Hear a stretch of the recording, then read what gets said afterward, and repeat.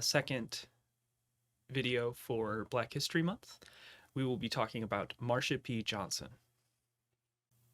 Marsha P. Johnson was a black trans activist that fought for LGBT rights throughout her life. She was one of the main figures in the Stonewall riots, and she formed many groups that helped LGBT youths and homeless people in New York City. Her legacy carries on with the Marsha P. Johnson Institute, an organization that fights for legislation to protect black trans lives. Marsha faced many hardships throughout her life. As a child in New Jersey, she started wearing dresses around 5 years old, but stopped around 13 when boys started to bully her. One boy even sexually assaulted Marsha, an experience that she recounted as being very confusing to her at that young age. Her mother never accepted her as gay, as their church taught it was a sin. She lived on and off the streets of New York City, where she was mugged, harassed, and assaulted. Marsha also dealt with mental illness and was sent to Bellevue Hospital several times. Despite all of this, Marsha remained a kind, compassionate person who fought for LGBT rights and to help the homeless youths of New York City. Marsha P. Johnson and Sylvia Rivera were friends and fellow activists. When the Stonewall riots kicked off, Marsha met up with Sylvia at the park where she had been sleeping, and then they both left for Stonewall to defend against the arrests of several patrons. A year later, in 1970, they would form, apologies for the language here, Street Transvestite Action Revolutionaries, or STAR for short, a group dedicated to providing food and shelter to homeless LGBT youths, especially trans youths. They would work together with the Gay Liberation Front and march at the head of pride parades, despite technically being disallowed from joining due to the trans misogyny that was even prevalent within the Gay Liberation Front at that time. The Frameline Voice documentary, Pay It No Mind, The Life and Times of Marsha P. Johnson, includes interview footage of Marsha and her friends. One thing that I noticed over and over was how honest she was. She told you exactly what she did, and when asked about STAR or her involvement in the Stonewall riots, she said that Sylvia was the creator of STAR and that she arrived after the riots had started, but that she supported them. She is attributed to be one of the first people to physically start resisting the police, and I'm definitely sure that she did fight back that day. But instead of accepting the credit, her stance was to be honest about her actions. As an outspoken individual, she has many famous quotes. One clip shows her shouting, "I want my gay rights now." And another banger of a quote was, "There is no reason for celebration if even one person has to fight for gay rights. We all have to fight for gay rights." She was also known for her generosity and kindness. She was a sex worker that shared freely. Many of her friends have shared memories of her literally giving out her last dollar to those who needed it. She wasn't afraid to share food, clothes, jewelry, and she gave everyone she encountered lively and friendly greetings. Marsha even shares that she didn't blame her mother for holding anti-gay views, stating that she just never had a chance to see the reality of what gay life was like. Every video I've watched describes her as being larger than life, and I couldn't agree more. Her take on spirituality as something deeply personal and open to change is refreshing. Let her in. She worshipped at any religious temple or church that would let her in and made sacrifices to Neptune at the Hudson River.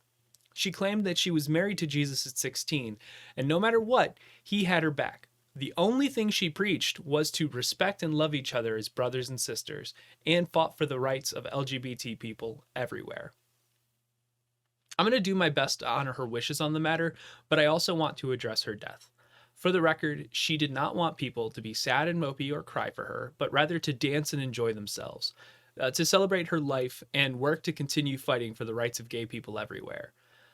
So here goes. Marsha was found dead in the Hudson River. There was evidence of bruising on the back of her head, and she had been chased into the river before by homophobic mobs. At the time, police refused to investigate her death, ruling it a suicide. Friends have said that she was struggling with mental illness, but she never presented as suicidal. The police didn't feel like investigating the death of a black trans activist and wrote off the case until it was reopened in 2007 and reclassified as a possible homicide.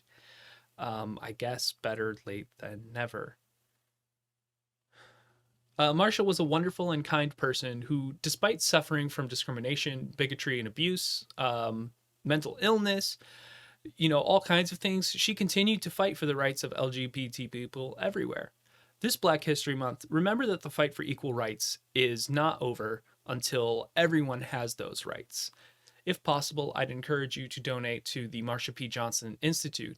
They work to provide a number of services to Black trans people across the country. During the pandemic, they were even offering a recovery fund to assist affected individuals to get by during a time when the government response was viewed as inadequate. Even if you can't give monetarily, they are currently looking for signatures to support a piece of legislation to further the fight for Black trans rights. Black rights are human rights. Trans rights are human rights. And until we live in a world where we all get the treatment we deserve, Black Lives Matter needs to be said and supported.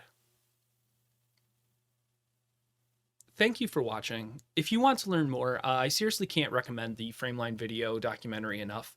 The link is in the description below. It contains the interviews from the last time she was alive, and you can see exactly how vibrant and huge her personality was. I found it incredibly moving, especially since she could have lived far longer than she did and had had a chance to impact the world in a much greater way, like considering like what could have happened. What could have happened. But I want to say thank you to Marsha P. Johnson for everything that she's done for gay people and for trans people everywhere. It's she's one of the first people to really champion the cause, and the intersection of those two things. Some of the other people we're going to talk about this month were alive and activists at the time that Marsha P. Johnson was alive. Next up, we'll be talking about Elaine Brown and what she was doing out in California with the Black Panthers. And Elaine Brown is still alive today, so it's just kind of like, I think of the wasted potential, and it kind of like saddens me a bit. But at the same time, she accomplished a lot, and for that I am grateful. Okay, well, thank you for watching, and remember, I loves you.